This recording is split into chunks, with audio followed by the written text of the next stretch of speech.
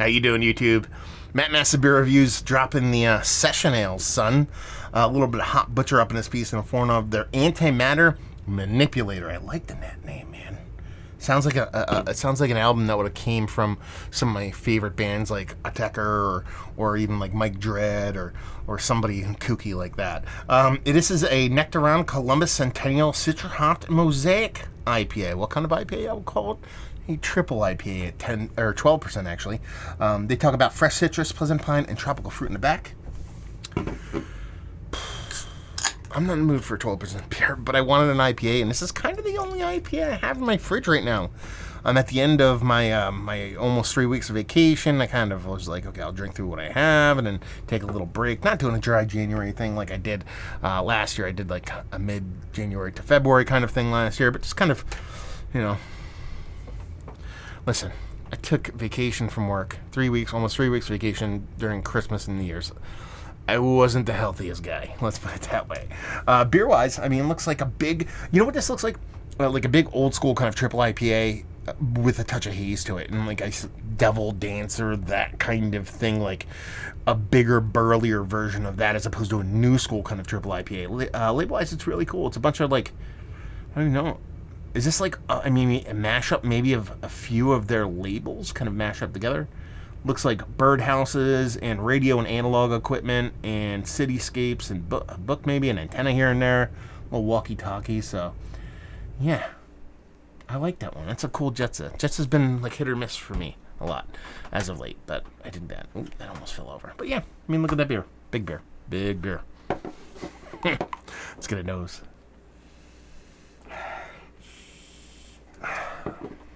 What is that? I mean, there's this rich greeny pine, so it's not just like danky pine. It's like a greeny spearminty almost kind of pininess, but there's something else in there. But it's like a candied, like a marmalade-y thing, but it's not like orange marmalade. It's like a specific fruit marmalade. I don't know what it is. So it's got this sweetness to it. That's that marmalade I'm talking about. Not over the top, especially for 12%. It's got this sprightly, minty kind of pine dankiness thing going on. But none of this is over the top. None of this is a 2x4 to the face. It smells more like 6% than it does 12%. Danger juice is what we're dealing with right here. Let's dive in. Cheers.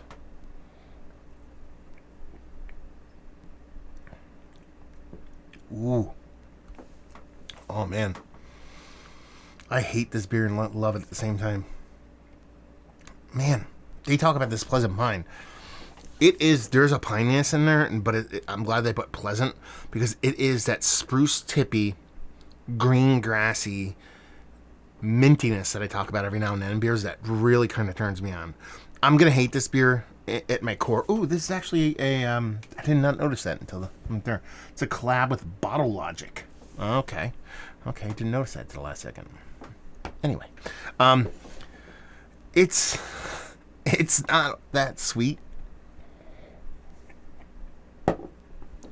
It finishes relatively. It's not dry. It's not like lacking sweetness, but way less sweet than you think of an old school styling kind of quadruple IPA. 12%. The beer drinks like 12%. The sweetness drinks more like 4, 5, 6%. But you can tell you're drinking something of heft. There's not a ton of fruit characteristics floating around this one, to be perfectly honest with you. It has this little bit of mango thing going on, this little bit of kind of like a little bit of peachiness kind of going on, maybe even like an under-ripened kind of kumquatty kind of thing, little citrus thing going on. Here and there, drips and drabs of stuff. It really leans heavily into that spearminty, pleasant pine, as they would explain it, kind of slightly grassy, minty, eucalyptus-y. I've talked about that in the past. Kind of green, kind of danky thing that is uber unique and just pissing me off because it's not in a lower ABV beer. Like, I want to chug this thing only because of that minty, green, grassy note. But it's 12%, so I can't fuck around here.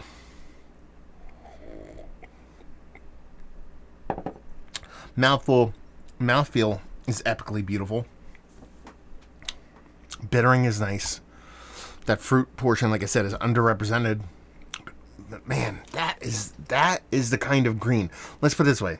This is probably the best way I could explain it. The green in this, the way it comes off as that piney, minty, eucalyptusy kind of thing, spruce tippy to a certain extent, is 1000% what I love in like 6 to 7 to 8% hazies that they pull it off every now and then, like OG hazies. But you're lacking that fruit portion of the show on the other side of this, so it kind of misses that for me. That's my favorite combination when it comes to like New England style hazy IPAs, or I should say hazy New England. BJCP people get angry at me, but I love that minty eucalyptus kind of pine-y kind of spruce tippy thing in those hazies. This just lacks that rich kind of juicy component on the other end of things, but I think it's fun. Anytime you can give that to me, and it's probably one of the cooler hot butcher beers I've had as of late, not necessarily knee-jerk, viscerally delicious, but I don't think I've ever had that experience with that green, that pininess before as the lead component in a beer.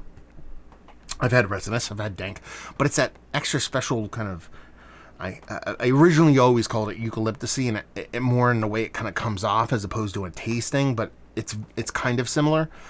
And I like trying that in relatively naked. It's kind of weird to say that in a 12% beer because you'd figure it'd be firing shots from every fucking direction with all kinds of crazy shit, but it's not, man. It's really leaning heavily into that green thing. And I don't hate it for that. Yeah, I don't know what to say. I like it. I don't like the ABV. I think it should be half this. But you're giving me a flavor profile that I rarely get in beer in general. So anytime I'm going to get that, I'm going to default to liking this beer. Is it one of the better beers I've had? One of the better triple IPAs I've had?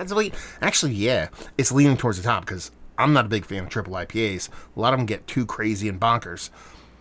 So I don't have a lot. I couldn't name a Mount Rushmore for triple IPAs. If I had to, maybe. But I don't know if I'm putting this on there, but that's what I mean. It's a very few and far between I really dig on them, and I kind of like this one. Value availability, 12%.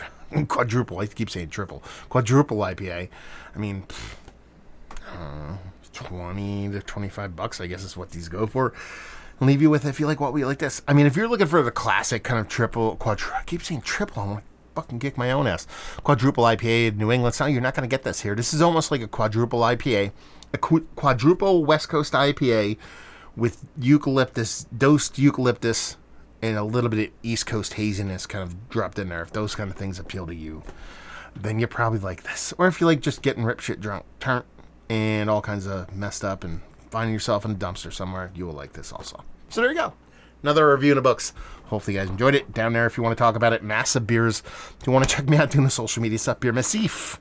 If you want to check me out doing the whole podcast and talk to Jeremiah and Jude on there. And hopefully you guys enjoyed the review. Hopefully enjoying a little bit of Hot Butcher while I almost knocked my glass over. And hopefully see you next time. Cheers.